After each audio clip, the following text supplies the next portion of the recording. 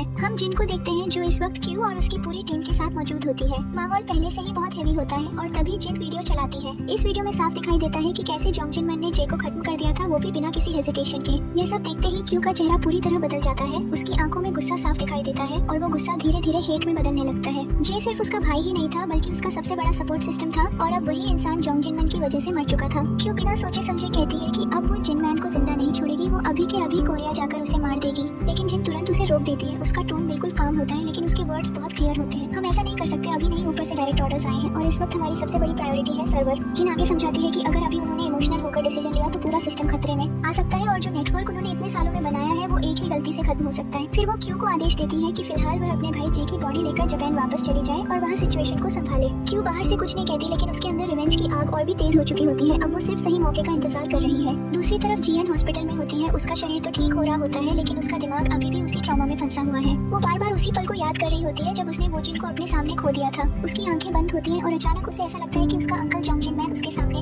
खड़ा है, बिल्कुल वैसे ही जैसे पहले हुआ करता था, काम, साइलेंट और सब कुछ कंट्रोल में रखने वाला। जियन धीरे धीरे उसकी तरफ हाथ बढ़ाती है लेकिन जैसे ही उसकी आंखें पूरी तरह खुलती है वहाँ कोई नहीं होता, वो सिर्फ एक इल्यूजन था। तभी एक नर्स उसके पास आती है और उसे एरिन कहकर बुलाती है क्योंकि हॉस्पिटल रिकॉर्ड्स में उसका नाम चेंज कर दिया गया होता है। लेकिन जियन तुरंत उसे करेक्ट करती है, मेरा नाम एरिन नहीं जियन है। इस एक लाइन से साफ पता चलता है कि वो अपनी आइडेंटिटी को खोना नहीं चाहती, चाहे सिचुएशन कितनी भी डेंजरस क्यों। कुछ देर बाद मिस्टर किम वहाँ आता है। उसके हाथ में एक नई आईडी होती है। वो जियन को देता है और कहता है कि यह उसके प्रोटेक्शन के लिए है, लेकिन जियन उसे लेने से साफ मना कर देती है। वह कहती है कि आईडी बदलने से कुछ नहीं होगा, जो लोग उसके पीछे पड़े हैं वो उसे कहीं भी ढूंढ सकते हैं, वो सिस्टम से नहीं लोगों से छिप रही है। फिर वो सीधे पूछती है, मेरा अंकल यही था ना, मैंने उसे देखा था, वो जिंदा है ना। किम कुछ सेकंड के लिए चुप हो जाता है जैसे वो डिसाइड कर रहा हो कि सच बताए या नहीं। फिर वो कैजुअली कह देता है कि जिनमैन को कुछ काम था इसलिए वो चला गया। लेकिन असलियत ये होती है कि जिनमैन हॉस्पिटल के बाहर खड़ा होता है और अंदर हो रही पूरी कॉन्वर्सेशन को सुन रहा होता है। वो सामने आ सकता था लेकिन उसने ऐसा नहीं किया, शायद वो अभी भी जियन को दूर रखना चाहता था। इसके बाद पुलिस जियन से पूछताछ करती है। वो उससे आइलैंड पर हुई पूरी घटना के बारे में सवाल करते हैं। जियन पूरी तरह काम होकर जवाब देती है कि वो और वूजिन नाव पर थे लेकिन अचानक नाव टूट गई और वो उसे बचा नहीं पाई। वो सच नहीं बता रही होती लेकिन उसका हर शब्द बिलीवेबल लगता है क्योंकि उसके इमोशंस असली होते हैं। उधर दूसरी तरफ जिन को पता चलता है कि जिनमैन ने सर्वर से डेटा लीक कर दिया है और यह न्यूज धीरे धीरे पूरे नेटवर्क में फैलने लगती है। ये सुनकर जिन का गुस्सा और बढ़ जाता है क्योंकि यह सिर्फ एक बेट्रेयल नहीं था, यह पूरे सिस्टम के खिलाफ एक ओपन चैलेंज था। फिर हम जियन को वूजिन के फ्यूनरल में देखते हैं। वह वहाँ आती तो है लेकिन अंदर जाने की हिम्मत नहीं कर पाती। वह दूर खड़ी उसकी फोटो को देखती है और उसकी आंखों में फिर से आंसू आ जाते हैं। वह खुद को रोक नहीं पाती और धीरे धीरे वापस जाने लगती है जैसे वो इस दर्द से भागना चाहती हो। तभी एक बुजुर्ग महिला उसे देख लेती है। वह उसके पास आती है और बिना कुछ पूछे समझ जाती है कि जियन खुद को ब्लेम कर रही है। वह उसे बताती है कि यह समुद्र कई लोगों को निगल चुका है और कई औरतों ने अपने हस्बैंड खोए हैं लेकिन यह किसी की गलती नहीं होती। यह सुनते ही जियन पूरी तरह टूट जाती है और रोते हुए बस एक ही बात कहती है, मुझे माफ कर दो। वह महिला उसे गले लगा लेती है और उसे शांत करने की कोशिश करती है। वह कहती है कि अब टाइम आ गया है कि वह अतीत को छोड़कर आगे बढ़े और एक नई जिंदगी शुरू करे। उधर क्यू जापान पहुंच चुकी होती है। वह अपने भाई जे की बॉडी के सामने खड़ी होती है। पूरा माहौल साइलेंट होता है लेकिन उसके अंदर इमोशंस का तूफान चल रहा होता है। कुछ देर बाद वह बाहर आती है जहाँ कुछ पावरफुल लोग उसका इंतजार कर रहे होते हैं। उनमें से एक आदमी कहता है कि तुम और जे हमारे बच्चों जैसे हो, अगर तुम्हें किसी भी चीज की जरूरत हो तो हम हमेशा तुम्हारे साथ हैं। क्यू बस सिर हिलाती है लेकिन उसके दिमाग में सिर्फ एक ही चीज चल रही होती है, रिवेंज। वह अपनी टीम के पास जाती है और साफ कहती है कि हम कोरिया वापस जा रहे हैं, यह लड़ाई अब खत्म नहीं होगी जब तक जिनमैन जिंदा है। दूसरी तरफ जियान एक सीक्रेट लोकेशन पर पहुंचती है जहां जिनमैन छिपा हुआ होता है। वहां ब्रदर उसे रिसीव करता है और पूरे सिक्योरिटी सिस्टम के बारे में बताता है कि यहाँ हर डोर फिंगरप्रिंट से ओपन होता है और बिना परमिशन के कोई अंदर या बाहर नहीं जा सकता। जियान ये सब सुनती है लेकिन उसके चेहरे पर कोई रिएक्शन नहीं होता, जैसे वह अब इस डेंजरस वर्ल्ड को एक्सेप्ट कर चुकी हो। अंदर जाकर उसकी मुलाकात चांगसेओंग, जिनू और मिनहे से होती है और फिर उसकी नजर अपने अंकल जिनमैन पर पड़ती है। जिनमैन उसे देखकर जेन्युइनली खुश होता है लेकिन जियन का रिएक्शन बिल्कुल अलग होता है। वह ठंडे लहजे में कहती है कि मैं यहाँ आपको खुश करने के लिए नहीं आई हूँ। उसकी ये बात साफ दिखाती है कि अब उनके बीच पहले जैसा रिश्ता नहीं रहा, अब उनके बीच सिर्फ सवाल और सच्चाई खड़ी है। बाद में जिनमैन सिक्योरिटी रूम में जाता है और जियन के रूम का कैमरा क्वाइटली ऑफ कर देता है। ब्रदर ये देख लेता है और उसे याद दिलाता है कि उसने पहले ही मना किया था कैमरा लगाने के लिए। जिनमैन बस इतना कहता है कि उसे हटा दो लेकिन जियन को पता नहीं चलना चाहिए। इससे साफ पता चलता है कि वह अभी भी उसे प्रोटेक्ट करना चाहता है लेकिन अपने तरीके से। उधर जिन एक मीटिंग के लिए होटल पहुंचती है जहां पावरफुल लोग सर्वर को लेकर डिस्कशन कर रहे होते हैं। उनमें से एक आदमी साफ कहता है कि उन्हें जिनमैन की लाइफ से कोई फर्क नहीं पड़ता, उनके लिए सिर्फ सर्वर इंपॉर्टेंट है।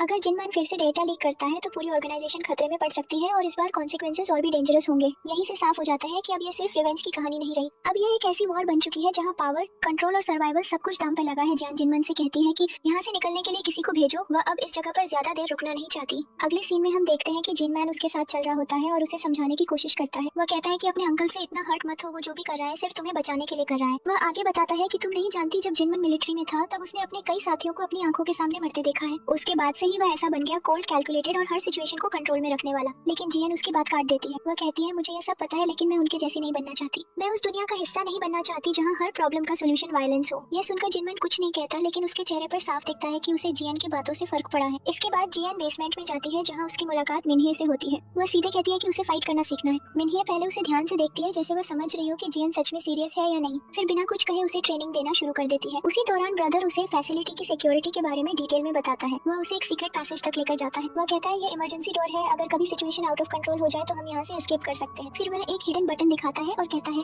अगर यह दबाया गया तो पूरा सिस्टम खुद को डिस्ट्रॉय कर देगा, कोई भी एविडेंस नहीं बचेगा, कुछ भी नहीं। जियन यह सब सुनकर समझ जाती है कि यह जगह सिर्फ हाइड आउट नहीं बल्कि एक कंप्लीट वॉर बंकर है। इसके बाद हम जियन को फिर से मिन्हे के साथ ट्रेनिंग करते हुए देखते हैं। ट्रेनिंग के बीच में वह अचानक पूछ बैठती है क्या मैं फिर से नॉर्मल लाइफ में वापस जा सकती हूँ। यह सवाल सुनते ही मिन्हे कुछ पल के लिए चुप हो जाती है और उसका दिमाग अपने पास्ट में चला जाता है। हमें फ्लैशबैक में दिखाया जाता है कि कैसे मिन्हे की जिंदगी बर्बाद हो चुकी थी। वह अपने ही पिता के सामने खड़ी होती है और कहती है मैं वही लड़की हूँ जिसे तुमने पैसों के लिए बेच दिया था। उसकी आंखों में दर्द और गुस्सा दोनों होते हैं और अगले ही पल वह अपने पिता को मार देती है। फिर वह प्रेजेंट में लौटती है और जियन को देखती है। वह धीरे से कहती है मैंने भी यही सवाल जिनमन से पूछा था और उसने मुझे साफ जवाब दिया था कि इस दुनिया से वापस जाना पॉसिबल नहीं है। लेकिन वह जियन को यह भी समझाती है कि यहाँ जो लोग हैं वह सब उसे प्रोटेक्ट करने के लिए है और यह जगह उसके लिए एक नई फैमिली की तरह है। दूसरी तरफ इन एसी जिन के पास आता है और बताता है कि जिनमैन नेगोशिएशन करना चाहता है। एक लोकेशन तय की जाती है। कुछ समय बाद हम देखते हैं कि जिनमैन उस जगह पर पहले से मौजूद होता है। एक बड़ा ट्रक वहाँ आता है और माहौल धीरे धीरे टेंस होता है। ट्रक से मिन्हे उतरती है और उसके पीछे जियन बाहर आती है। इंसियोक उसे देखकर चौंक जाता है और पूछता है तुम कौन हो। जियन कामली जवाब देती है मैं जोंग जिनमैन की नीस हूँ।